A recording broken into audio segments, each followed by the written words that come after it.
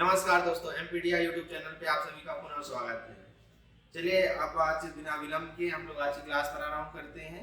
जैसा कि आप सभी को ज्ञात है कि हम लोगों ने पिछले क्लास में अध्ययन किया था दो समासों के बारे में, उनका संक्षिप्त में और यथासंभव जितनी जल्दी से जल्दी हो सकता है अपन देख लेते हैं। पहले समास हमने पढ़ी थी अव्ययी भाव।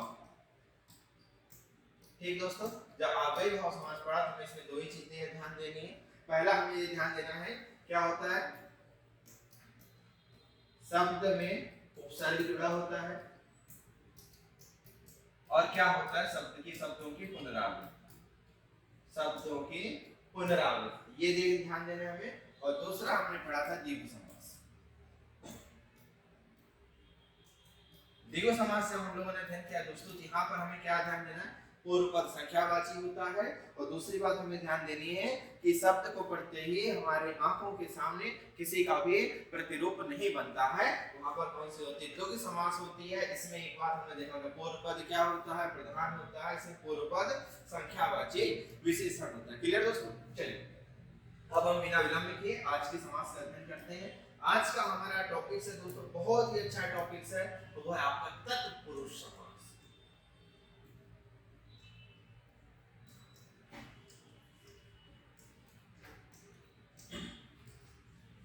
कौन सा टॉपिक है दोस्तों? अपना आज का टॉपिक है तत्पुरुष समास।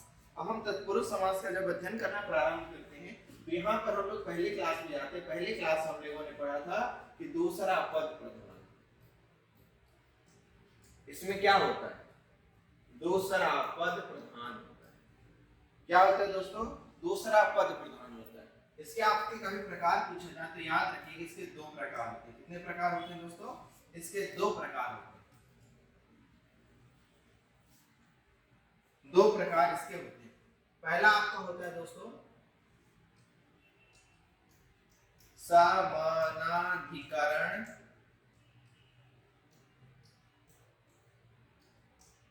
तत्पुरुष समास और दूसरा होता है आपका व्याधिकरण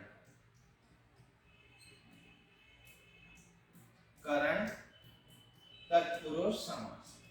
जो हम लोग दोस्तों अध्ययन करते हैं कि कारक के आधार पर तत्पुरुष समास के कितने भेद होते हैं, वो वास्तव में इसी के प्रकार होते हैं।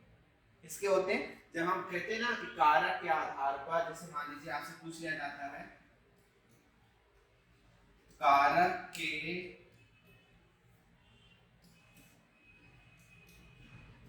आधार पर तत्पुरुष समास के भेद, तब आप हमेशा ध्यान रखेंगे जब भी कारक के आधार पर आपसे पूछा जाता है तत्पुरुष समास के भेद, तो वो इसी आधार पर होते हैं, व्याधिकरण के आधार पर ही होते हैं। जो व्याधिकरण के आधार पर जो तत्पुरुष समास के प्रकार होते हैं, वही आपके कारक के आधार पर तत्पुरुष समास के प्रकार होते हैं।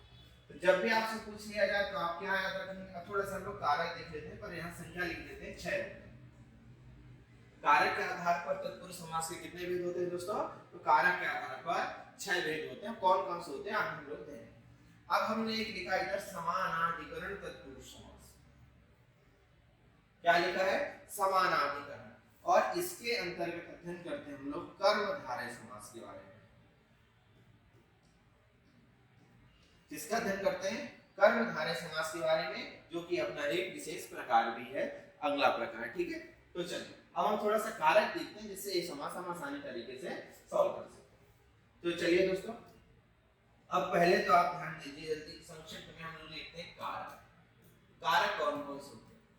जैसे कि आप सभी परिचित हैं कि कारक क्या होते हैं? कारक का अर्थ होता है करने, मतलब जो क्रिया से संबंध स्थापित करते हैं, संज्ञा अथवा सर्वनाम का क्रिया से जो संबंध स्थापित करते हैं वो कहलाते हैं कारक। ठीक, तो अब यहाँ पर देखिएगा, हम लोग हमेशा पढ़ते हैं कि कर्ता ने, ये जो ने लिख रहे हैं दोस्तों, इसे कहते हैं कारक चिन्ह। क्या कहते हैं? कारक चिन्ह कहते हैं। तो हमने लिखा कर्ता ने कर्म को करण से होता है साथ में। जब भी दो शब्द पूर्व पद और उत्तर पद आपस में जुड़े होते हैं, साथ में होते हैं, अलग होने का भाव नहीं होता है, तो वहां पर करण खड़ा होता है साथ में। ठीक, और होता है आपका क्या हो गया, करण में से, साथ में के, कर्ता कर्म करण, फिर होता है आपका अगला संप्रदान। संप्रदान होता है को, देने के अर्थ में।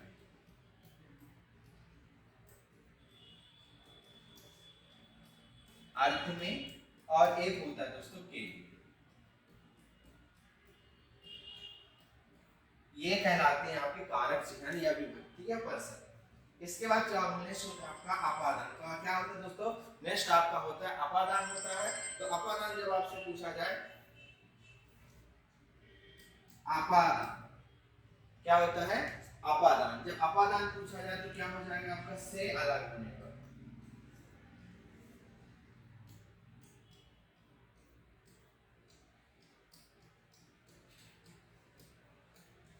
अपादान का मतलब हो जाता है से अलग होने पर, कर्ता कर्म करण संप्रदान अपादान। अपादान का मतलब होता है आपका संबंध। संबंध में क्या हो जाता है, संबंध होता है दोस्तों का, के और की, ठीक, आप बाकी होते ना नहीं। फिर होता है दोस्तों अधिकरण।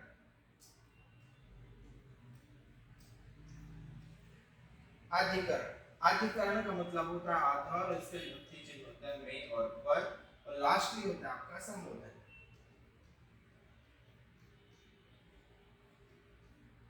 लास्ट क्या होता है आपका संबोधन। तो अब जब आप कारक के आधार पर तत्पुरुष समास के प्रकार पढ़ते हैं, तब आपको पहला कारक नहीं पढ़ना रहता और आखिरी नहीं पढ़ना रहता।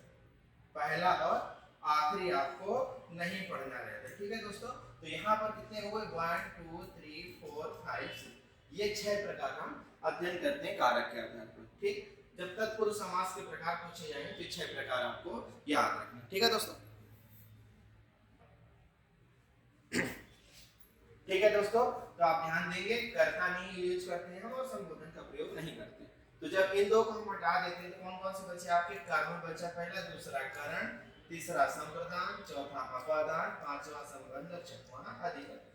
तो ये 6 प्रकार का हम अध्ययन करते हैं। अब हमें जब भी तत्पुरुष समास को बहुत ही अच्छा करना है तो हमें ये चीजें याद होनी चाहिए कि किसका कारक चिन्ह क्या है। यदि ये याद नहीं तो मान लीजिए हमारे सामने बहुत ही विकट समस्या उत्पन्न हो जाएगी। इसलिए आप याद रखेंगे कर्म कारक की विभक्ति क्या होती है, को। तो आप याद कर लीजिए क्रम से, कर्ता ने कर्म को करण से, साथ में के द्वारा, संप्रदान को के लिए, अपादान से, संबंध का के, अधिकरण में और पर। तो आप जिस रूप में याद किए हो उस रूप में आप याद करिएगा। अब जब हम लोग इसका अध्ययन करेंगे, इसके उदाहरणों को समझेंगे, तब हमें ये सब चीजें बहुत ही ज्यादा महत्वपूर्ण रहेंगी।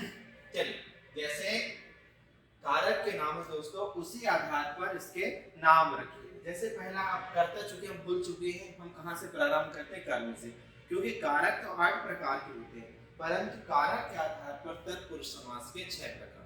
क्यों, क्योंकि ऊपर और नीचे को हमने गायब कर दिया है। तो अब पहला समास कौन सा होगा आपका, कर्म तत्पुरुष समास। पहला कौन सा होगा आपका, पहला होगा कर्म तत्पुरुष समास। अब जब दोस्तों हम लोग चर्चा करते हैं कर्म तत्पुरुष समास के बारे में, तब आपको क्या ध्यान देना, आप यहाँ पर गौर करिए, तब आपको ध्यान देना, क्योंकि अभी हमने कहा कि समास में याद रखिएगा हमारे आम जीवन का प्रयोग करना है, आम बोलचाल का प्रयोग करना है। जब भी किसी भी शब्द को बोले और उसको जब अपन तोड़े, सरल से सरल शब्दों में आप समझाएं, तो उसके बीच में क्या आ जाए, को आ जाए। क्या आ जाए, को आ जाए। तो आप हमेशा याद रखिएगा वो जो उदाहरण दिया गया है, किसका उदाहरण हो जाएगा, कर्म तत्पुरुष समास का। अर्थात जो समस्त पद होता है उसमें को विभक्ति का लोप हो जाता है। इसमें क्या होगा, को विभक्ति का लोप हो जाता है। जैसे मान लीजिए हमने लिखा चिड़ी मार, ठीक, 2-3 लिखते हैं जिससे आपका आसान है। एक हमने लिखा जेब कतरा, ठीक, एक लिखा हमने पॉकेट मार, ठीक, और एक लिखा मान लीजिए हमने तिल चट्टा। क्या लिखा, तिल चट्टा लिख लिया, ठीक है। अब जब आप यहां से मान लीजिए हमें नहीं समझना कि जेब कतरा क्या है, तो आप सरल से सरल शब्दों में क्या समझाएंगे कि भैया जो जेब को कतरता है उसे क्या कहते हैं, जेब कतरा कहते हैं। तो जेब को, आपका को आया कि नहीं आया, तो जब को आ गया तो कौन सा हो गया, कर्म तत्पुरुष समास। इसी प्रकार पॉकेट मार। अब आप क्या बताएंगे, सामने वाले को नहीं समझ में आता पॉकेट मार क्या कहता है, तो आप बताएंगे ना, अरे पॉकेट मार वो होता है जो पॉकेट को मार ले जाए। क्या होता है, जो पॉकेट को मार ले जाए, पॉकेट को उड़ा ले जाए। तो अब यहाँ पर देखिए को आ गया कि नहीं आ गया, और जब को आ गया तो यहाँ पर कौन सी हो जाएगी आपका, कर्म तत्पुरुष समास, चिड़ी मार। शिकारी प्रवृत्ति का इंसान है, चिड़ी मार। तो आप क्या बोल रहे हैं, चिड़ी को मारने वाला जो है, जो चिड़ी को मारता है वो कौन कहलाएगा, चिड़ी मार। तो यहाँ पर को आया कि नहीं, यहाँ से आप एक चीज और गौर कर सकते हैं कर्म तत्पुरुष समास में। क्या गौर कर सकते हैं, इसमें हम देखते हैं तो अनेक शब्दों के लिए एक शब्द आ रहे हैं। गौर से देखिए, चिड़ी को मारने वाला क्या कहलाता है, चिड़ी मार। हो गया कि नहीं होगा, तो होगा आपके कर्म तत्पुरुष समास। जैसे हमने एक उदाहरण दिया, तिल चट्टा। तिल चट्टा का मतलब क्या हो गया, तिल को चाटने वाला, जो तिल को चाटेगा उसे आप क्या कहेंगे, वो कहलाएगा क्या, तिल चट्टा। इसी प्रकार मान लीजिए हमने कहा गगनचुंबी। गगनचुंबी कहते हैं ना कि जैसे वर्तमान में सैफाली वर्मा बहुत अच्छा खेल रही हैं, कहा भी जा रहा है उन्हें इंडियन वुमेन टीम का वीरेंद्र सहवाग। तो जब उनकी बात करते हैं उन्हें छक्का लगा क्या होते हैं, गगनचुंबी छक्का। तो गगनचुंबी का मतलब क्या होगा, गगन को चूमने वाला। तो को आ गया कि नहीं आ गया। और जब हमने सामान्य रूप, इसलिए हमने कहा जब भी आप समास पढ़ेंगे हमें अपने जीवन के सामान्य बातों का प्रयोग करना है, ज्यादा ज्ञानी की आवश्यकता नहीं। ज्ञानी मैंने तो गलत हो गया। तो गगनचुंबी क्या हो गया, गगन को चूमने वाला। तो इस प्रकार से कर्म तत्पुरुष समास आपसे बन जाएगी, चिड़ी मार, जेब कतरा, पॉकेट मार, तिल चट्टा, गगनचुंबी। ठीक, तो जितने भी ऐसे आपके हो जाएं वो क्या कहलाएंगे, वो कहलाएंगे आपके कर्म तत्पुरुष समास के उदाहरण कहलाते हैं। जैसे मान लीजिए जल पिपासु, जल को पीने वाला हो जाएगा। रक्त पिपासु, आप तोड़ना सीखिए, केवल सीखिए, उदाहरण याद नहीं करना आपको। जैसे हमने कहा रक्त पिपासु, तो रक्त पिपासु मतलब क्या हो, जो रक्त को पीने की इच्छा रखे। रक्त क्या आया, को आया कि नहीं आया, रक्त पिपासु। शरणागत, शरण को आगत, जो शरण में आए वो क्या कहलाएगा, शरणागत, शरण को आगत। तो यहाँ पर आप ध्यान दीजिएगा कि जब भी कोई शब्द दिया रहे उस शब्द को आप तोड़ते हैं यदि, और तोड़ने में उसके प्रथम और उत्तर पद के मध्य को आ जाए तो किसका उदाहरण होगा, आपका कर्म तत्पुरुष समास। क्लियर। अब दूसरा करते हैं, दूसरा क्या हो जाएगा आपका, दूसरा हम लोगों ने देखा था कर्ता कर्म उसके बाद कर। दूसरा तत्पुरुष समास का प्रकार हो गया दोस्तों करण तत्पुरुष समास। कौन सा हो गया आपका, करण तत्पुरुष समास। अब करण की विभक्ति क्या होती है, से और के द्वारा। ठीक, तो यहां पर आप कैसे पहचानेंगे, मान लीजिए हमने एक शब्द लिखा दोस्तों, क्या लिखा, तुलसीकृत।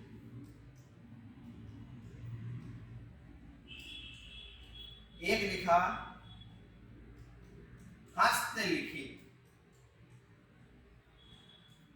क्या लिखा, एक लिखा हमने तुलसीकृत, दूसरा लिखा हमने हस्तलिखित।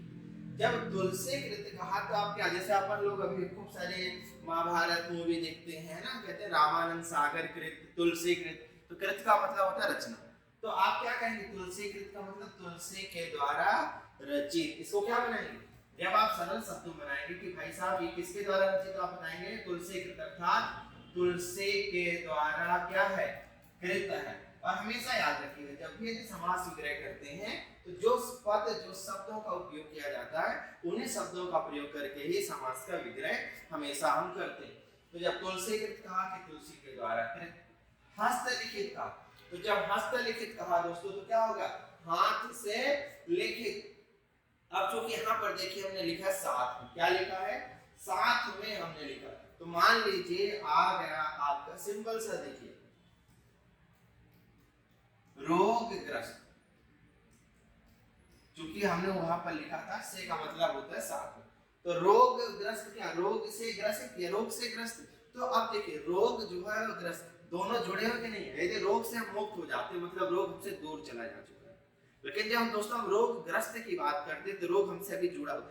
जब भी कोई चीज हमसे जुड़ी होगी तो वहां पर आपका समय कौन सा आएगा, करण तत्पुरुष समास ही आएगा। जैसे हमने कहा ऋणग्रस्त, क्या कहा हमने, ऋणग्रस्त कहा, तो वहां पर भी कौन सा आएगा, वहां पर आएगा आपका करण तत्पुरुष समास। यदि हमने कहा रोगग्रस्त कौन सा आएगा, कारण। जैसे हमने कहा दोस्तों रत्न जड़ित, क्या कहा हमने, रत्न जड़ित मतलब रत्नों से जड़ा हुआ है, मतलब रत्न और क्या उससे जुड़ा हुआ कि नहीं जुड़ा। जैसे तारों भरी, तारों से भरी हुई रात, जैसे हमने देखिए मान लीजिए लिखा हमने तारों भरी, ठीक है ना।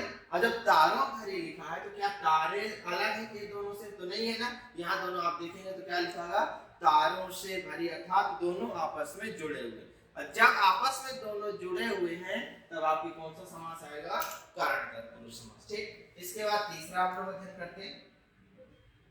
करण के बाद तीसरा है दोस्तों, जैसे हम लोगों ने पढ़ा है कौन सा आ जाएगा आपका,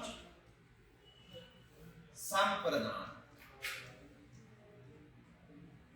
ठीक, संप्रदान तत्पुरुष समास। संप्रदान में विभक्ति क्या होती है, हम लोगों ने भी देखा था को और के। यहाँ पर स्पेशली आपकी आती के, कौन सी आती दोस्तों, के लिए आती। जैसे मान लीजिए आपका कोई भी ऐसा उदाहरण आ जाता है जिसको आप तोड़ते वक्त आपको ये लगे कि इसमें बीच के लिए आना चाहिए। और यहाँ पर जितने भी शब्द आते हैं दोस्तों वो विशेष पर्पज से संबंधित होते, क्या होते, किसी विशेष कार्य से संबंधित। यदि कोई शब्द किसी विशेष कार्य या प्रयोजन के लिए प्रयोग किया जा रहा है तो वहां पर हमेशा संप्रदान तत्पुरुष होता है। जैसे मान लीजिए हमने कहा दोस्तों रसोई घर, और हम मंद बुद्धि है तभी सही कर पाएंगे। क्या लिखा हमने, रसोई घर। जब रसोई घर कहा तो आप तोड़ेंगे तो क्या बन जाएगा, रसोई के लिए घर। रसोई का घर तो नहीं होता, क्योंकि इंसानों का घर हो सकता है, जानवरों का हो सकता है, रसोई का कोई भी घर नहीं होता। जैसे आपने कहा समाचार पत्र, क्या लिखा हमने, समाचार पत्र। विद्यालय, ठीक, देवालय, विधानसभा। ठीक, मान लीजिए जब ये लिखते तो आप सरल शब्दों में आप क्या समझेंगे, आप समाचार पत्र जब बोलेंगे करें तो क्या बोलेंगे, समाचार के लिए पत्र बोलेंगे कि नहीं बोलेंगे। तो क्या हुआ, के लिए आ गया कि नहीं आ गया बीच में, तो हो गया आपका संप्रदान। विधानसभा, विधानसभा का मतलब क्या हो जाता है, विधान के लिए सभा, अर्थात जहां पर आपके कानून और नियम बनाए जाते हैं, विधि बनाई जाती है, लॉस बनाए जाते हैं, तो क्या कहलाता है, क्या कहलाते हैं, विधि कहते हैं। तो यहाँ पर हो गया विधान के लिए जो सभा होती है, कानून बनाने के लिए जो सभा होती है उसे हम क्या कहते हैं, विधान सभा कहते हैं। ठीक है, विद्यालय, विद्यालय में क्या बनेगा, विद्या का जो घर होता है, विद्या के लिए जो आलय है, क्या है, विद्या के लिए जो आलय है वो क्या कहलाएगा, आपको विद्यालय कहलाएगा। ठीक, तो जब भी कोई शब्द पढ़ने से आपको ये पता चले कि इससे किसी न किसी प्रयोजन सिद्ध होता है, अर्थात वो जो शब्द है वहां पर कोई विशेष कार्य संपन्न किए जाएंगे, तब आपके उन शब्दों में कौन से समास हो जाएंगे, संप्रदान तत्पुरुष समास हो जाएगा। ठीक, चलिए नेक्स्ट हम लोग देखते हैं अगला कार्य कौन सा था, संप्रदान के बाद चौथा हम लोग लिखते हैं अपादान। अपादान तत्पुरुष समास। ठीक, जब हम अपादान तत्पुरुष समास की बात करते हैं दोस्तों तो आ से होता, आ जुड़ा है, ध्यान से देखिए, आ से अपादान और आ से अलग होने पर। जब हम किसी चीज से मुक्त हो जाते हैं, किसी राह से भटक जाते हैं, तो वहां पर हमेशा होता है अपादान तत्पुरुष समास। जैसे मान लीजिए हमने लिखा दोस्तों गुणहीन, हीन कभी भी जुड़ जाए, मुक्त कभी भी जुड़ जाए, याद रखिएगा। इसमें आपको ज्यादा समस्या हो तो हीन और मुक्त आप याद रख लीजिएगा, या अलगाव कहीं पर आ जाए तो वहां पर आपको हो जाएगा अपादान। जैसे हमने कहा गुणहीन, इसका मतलब क्या हो गया, आप गुण से अलग हो गए, आप अंदर गुण ही नहीं है, तो गुण से हीन, तो कौन सा हो गया आपका अपादान तत्पुरुष समास। इसी प्रकार किया गया ऋण मुक्त,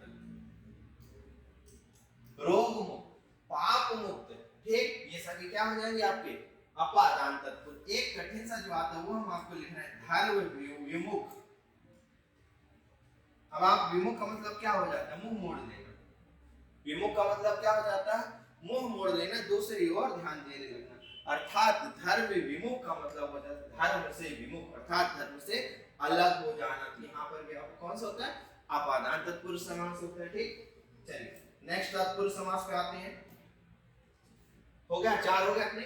5वां है अपना संबंध तत्पुरुष समास। कौन सा है, संबंध तत्पुरुष समास। जब संबंध तत्पुरुष समास की बात आती है दोस्तों, तो यहाँ पर आपको का, के, की याद अवश्य आएगी। तो जब भी आपका आ जाए, जैसे राजपुत्र हमने कहा, क्या लिखा, राजपुत्र। तो राजपुत्र में क्या बना, राजपुत्र मतलब राजा का पुत्र। तो यहाँ पर क्या हो गए, तत्पुरुष संबंध। ताला चाबी, ताला चाबी मतलब ताले की चाबी। तो कौन सी हो गई आपके, संबंध तत्पुरुष समास हो जाती है। तो आप यहाँ पर ध्यान देंगे। ठीक, संबंध तत्पुरुष समास के उदाहरण क्या हो जाएंगे आपका, राजपुत्र, ताला चाबी। अब हमने कहा युद्ध भूमि, क्या कहा दोस्तों हमने, युद्ध भूमि कहा। तो युद्ध भूमि में क्या हो जाएगा आपका, युद्ध की भूमि। क्या हो जाएगा, युद्ध की भूमि। रणभूमि, रणभूमि का क्या हो जाएगा, रण की भूमि। जब भी आप तोड़े तो आप ध्यान देंगे कि तोड़ते वक्त आप सरल से सरल शब्दों का प्रयोग कर सकते। जैसे मान लीजिए हमने एक लिखा राष्ट्रपति, कुछ उदाहरण है सरल से। एक लिखा हमने करोड़पति, क्या लिखा, करोड़पति। तो करोड़ों का पति क्या हो गया, करोड़ों का पति। तो का आया कि नहीं है। फिर मान लीजिए हमने लिखा, बहुत लोग देवास के जामगोद रानी का नाम सुना होगा। तो जब भी देवास का नाम आता है हमारे दिमाग में पवन चक्की तैरने लगती है। तैरती है कि नहीं तैरती। जब पवन चक्की तैरती तो इसका मतलब क्या होगा, आप तोड़ेंगे तो क्या बनेगा, पवन की चक्की। जैसे भी आप याद रखें, जब भी कोई शब्द आए उसको तोड़ने के वक्त आपके शब्दों के मध्य क्या आ जाए, का, के या की आ जाता है, तब वो समस्त पद किसका उदाहरण होगा, संबंध तत्पुरुष समास का उदाहरण होगा। क्लियर होगा। जैसे हमने कहा डाक गाड़ी, क्या काम है दोस्तों, डाक गाड़ी। तो डाक गाड़ी का क्या बना है, डाक के लिए गाड़ी की, डाक के गाड़ी के डाक ले जाने वाले। आप इसका क्या बनाएंगे, ये आपके लिए अभ्यास के रूप में आप बताएंगे। तो जब भी डाक गाड़ी आ जाए तो आप क्या बताएंगे, डाक के लिए गाड़ी होती, ना कि डाक की गाड़ी होती। तो अब यहाँ पर आप लोग गलती कर देंगे, क्या बना देंगे संबंध, आप बोलेंगे डाक की गाड़ी है सर, तो बिल्कुल नहीं, डाक के लिए गाड़ी होती है। तो जब के लिए की बात आ जाती है तो के लिए किसका है, फिर से आप जाइए जल्दी से। हम लोगों ने के लिए किसका देखा था, के लिए देखा था दोस्तों, ये देखिए गौर से आप, के कर्ता कर्म करण, करण में क्या था, से और के द्वारा, और संप्रदान में हम लोगों ने देखा था के। जब के लिए की बात आ जाती है तो वहां पर आपको कौन सा हो जाएगा, संप्रदान। तो हमेशा याद रखिएगा, डाक गाड़ी की बात की जाए तो डाक गाड़ी में आपका क्या हो जाएगा, डाक गाड़ी में आपको हो जाएगा संप्रदान तत्पुरुष समास। क्लियर होगा। ये चीजें आपको ध्यान देनी है, ऐसा नहीं कि आप एग्जाम में जाके इनको गलत करके आ जाएं। ठीक है दोस्तों, जैसे हो गया आमचूर, आम का चूर। चलिए अब आखिरी हम लोग पढ़ते हैं। आखिरी समास कौन सा है अपना, आखिरी है दोस्तों अधिकरण तत्पुरुष समास। अधिकरण तत्पुरुष समास। ठीक, अब जब हम अधिकरण तत्पुरुष समास में देखते हैं, इसमें जो शब्द है दोस्तों उसके आधार या क्रिया के आधार का ज्ञान होता है। तो इसका संकेत क्या है, में और पर। ठीक, जैसे हमने कहा दोस्तों है हरफन मौला,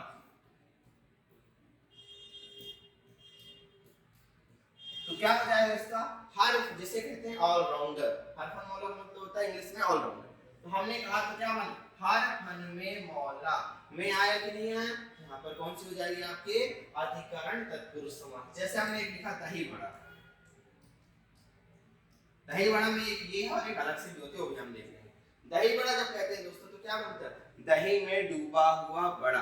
तो में आया कि नहीं आया, तो जब में आ गया तब कौन सा हो गया आपका अधिकरण तत्पुरुष समास। जैसे हमने कहा मान लीजिए रेलगाड़ी, जब रेलगाड़ी कहा तो क्या मतलब रेल पर चलने वाली गाड़ी। अब रेल याद रखिएगा, रेल ये होती है जो ट्रैक होता है ना आपका, उसे कहते हैं, ये होती है रेल, ठीक। और जो यहाँ पर ऐसे बिछे होते हैं उन्हें हम कहते हैं स्लीपर, जिसका कारखाना मध्य प्रदेश के बुधनी में है, याद रखिएगा, ठीक। रेलगाड़ी का हमने आप बीती, आप बीती पर क्या होगा आप पर बीती। क्लियर दोस्तों, इस प्रकार से आपकी तत्पुरुष समास समाप्त होती है और अगले क्लास में जो बाकी के 3 समास बचते हैं उनका अध्ययन करेंगे और समास का टॉपिक अपना समाप्त हो जाएगा। तब तक के लिए नमस्कार।